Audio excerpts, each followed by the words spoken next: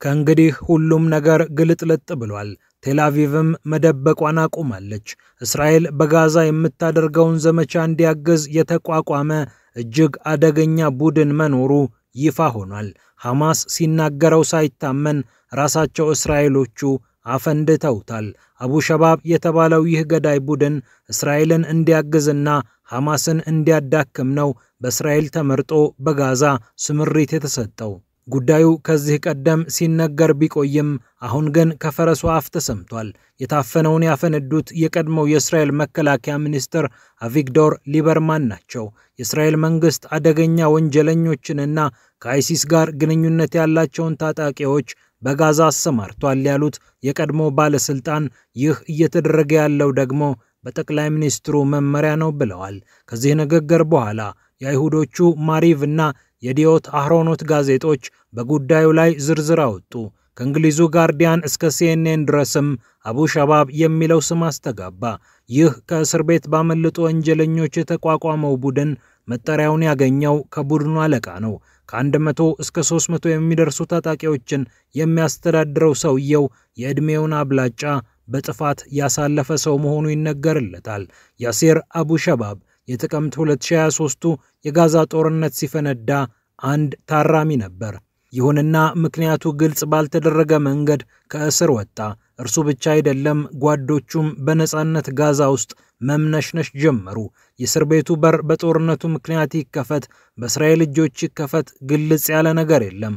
ግራም ነፈሰ ቀኝ፣ አቡ ሸባብ ነጻ ሰው ሆነ።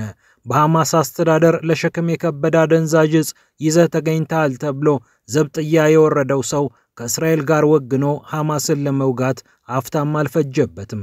ከሲናይ በረሃ ወደ ጋዛ፣ ከጋዛ ወደ ሲናይ በረሃ ዕፅ የሚያስተላልፈው ግለሰብ ወደ ጋዛ የሚገባውን እርዳታ በማስቆም የእስራኤልን ጦር አግዟል። አቡ ሸባብ ብዙ ነገሮቹ ድብቅብቅ ያሉ ናቸው።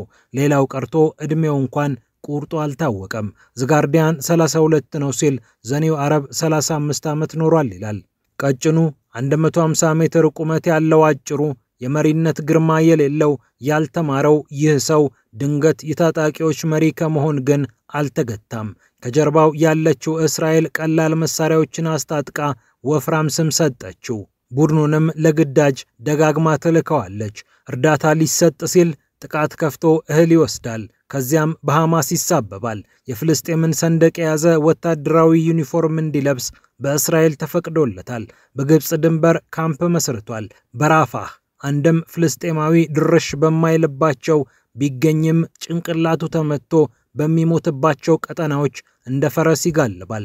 ባለፈው ነሐሴ ወር እርዳታ ዘርፎ በሐማስ እንዲሳበብ ያደረገው ቡድኑ ከሐማስ ጋር በተለያዩ ጊዜያት ተኩስ ገጥሟል። ለዚህ ነበር በመስከረም ወር የቡድኑን መሪ ያሲር አቡ ሸባብን ሐማስ ሊገድለው ያቀደው። እርሱ ያሽከረክራት ነበር የተባለችው ተሽከርካሪ ላይ 90 ጥይቶችን እንደ ዝናብ ያወረደው ሐማስ ውጤቱ ግን በሚፈልገው መልኩ አልሆነለትም። ተመሳሳዩን መኪና ስታሽከረክር የነበረችው ኢስላም ሂጃዚ ነበረች። ሂጃዚ ሂል ፓለስታይን የተባለ በአሜሪካ የተመዘገበ ግብረሰናይ ድርጅት ውስጥ የፕሮግራም አስተባባሪ ነች። ለአቡ ሸባብ የተላኩት ጥይቶች የእርሷን ሕይወት ቀጠፉ። ሐማስ ግን እርሱን ማሳደድ አላቆምም።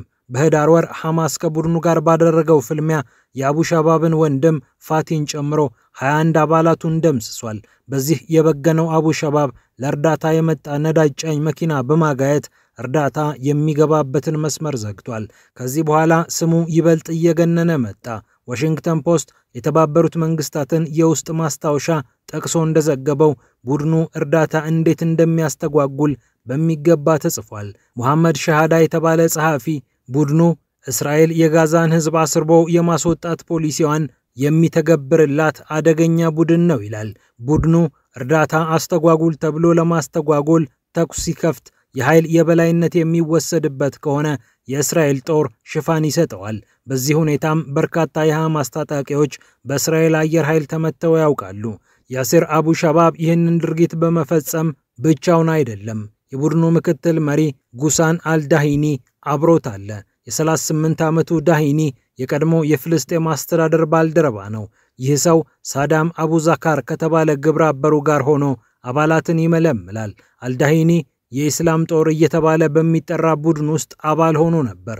ይህ ቡድን እንግሊዛዊውን የቢቢሲ ጋዜጠኛ አለን ጆንስተንን በማገት ይታወቃል። በኋላ ከአይሲስ ጋር ሆኖ መስራት የጀመረው ጦሩ አደገኛ ድርጊቶችን በመፈጸም ይታወቃል። ዳሂኒ ደግሞ ቡድኑ የእጽ ዝውውር እንዲያደርግ ከፍተኛ እገዛ ሲያደርግለት ቆይቷል። የዳሂኒ ወንድም የሆነው መሐመድም በተለያዩ ወንጀሎች ታስሮ እስር ቤት ውስጥ የሞተ ሰው ነው። ከሰሞኑ በምስራቅ ራፋ ድንበር ከእስራኤል ጦር ጀርባ ሆኖ የለቀቀው ቪዲዮም መነጋገሪያ ሆኗል። ሌላኛው የአቡ ሸባብ ቡድን መሪዎች ዝርዝር ውስጥ ያለው ሻዲ ሱፊ ነው። ሱፊ የፍልስጤም ህዝባዊ የነጻነት ግንባር መሪን በመግደል የሞት ፍርድ ተፈርዶበት የነበረ ሰው ነው። እስር ቤት ከገባ በኋላ የተፈረደበትን የሞት ፍርድ ሊቀጣ ሲጠባበቅ የጋዛው ጦርነት ተለኮሰ። እርሱም በህይወት ከመኖርም በላይ በእስራኤል እቅፍ ውስጥ ገብቶ አሁን እንደፈለገ የሚያዝ ሰው ሆኗል። የቡድኑ መሪዎች የሆኑት አቡ ሸባብ፣ አልዳሂኒ እንዲሁም ሱፊ የተቀናጁበት አንደኛው ምክንያት ጎሳቸው ነው።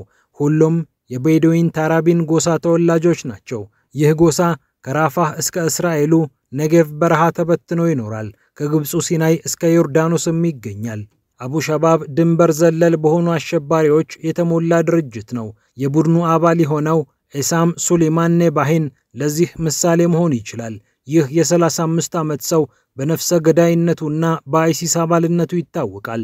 የሐማስ መሪዎች ላይ የቦምብ ጥቃት ፈጽሞ ግብፅ ሲናይ በረሃ ሲገባ ስሙ ተነስቷል። ግብፅም ገብቶ አላረፈም። በ2017 እንደ አውሮፓውያን አቆጣጠር ላይ የግብፅ ጦር ላይ ጥቃት ሲሰነዘር የግብፅ ሚዲያዎች ደጋግመው ስሙን ጠርተውታል። ጋዛ ተመልሶ በፖሊስ ሲታደን መኖሪያ ቤቱ ውስጥ እርሱን ለመፈለግ የሄደ ፖሊስ ላይ ተኩሶ ሕይወቱንም አጥፍቶ እስር ቤት ገብቷል። ኔባሂን ሌላም ያደረገው አስገራሚ ነገር አለ። ኔባሂን ሮኬት የተኮሰ ሰው ነው። ሐማስ ሳያውቅ ወደ እስራኤል ሮኬቶችን ተኩሶ እንደነበር የእስራኤሉ ዋይኔት ዘግቧል። የዚህ ዋና ምክንያት ደግሞ የእስራኤል አስገዳጅነት ነው። ቴልአቪቭ ይኸው ሐማስ ሮኬት ተኮሰብኝ ብላ እንድታጠቃ ነው ኔባሂንን ሮኬት ተኩስልኝ ያለችው። ይህንን በማስተባበር ደግሞ የሀገሪቱ የደህንነት መስሪያ ቤት የሆነው ሺን ቤት ዋናውን ሚና ተጫውቷል ይላል ዘገባው። ይህንን የወንጀለኛ ጥርቅም ነው እንግዲህ እስራኤል በሎጂስቲክ፣ በፋይናንስ፣ በሞራል እየደገፈች ያለችው። እንደ አይ24 ዘገባ ደግሞ የአየር ሽፋንም እየተሰጠው ይገኛል። ይህ ቡድን የእስራኤል ጦር እጅግ አደገኛ በሚላቸው ቀጠናዎች ዙሪያም የቅኝት ሥራ እንዲሰራ ይልከዋል። ሐማስን እንዲያዳክምና እስራኤልን እንዲደግፍ የተለያዩ ጥፋቶች ሐማስ ላይ እንዲሳበቡ በጋዛ መሬት ያገኘው አቡ ሸባብ በጎሳ ውስጥ መደበቁን ተከትሎ በጋዛ የእርስ በርስ ውጊያ እንዳይፈጠር የሚሰጉ አሉ። ራሳቸው እስራኤሎቹ ነገሩን አፈንድተው እስኪናገሩት ድረስ ግን ቡድኑ በማህበራዊ ሚዲያ የሚታወቅ ዓለም አቀፍ መገናኛ ብዙሃን ብዙ የማይሉለት ነበር። ጋዛን ከሐማስ በኋላ ማን ያስተዳድራት የሚል ጥያቄ ሲነሳ የተለያዩ ጥቆማዎች ተነስተው ነበር።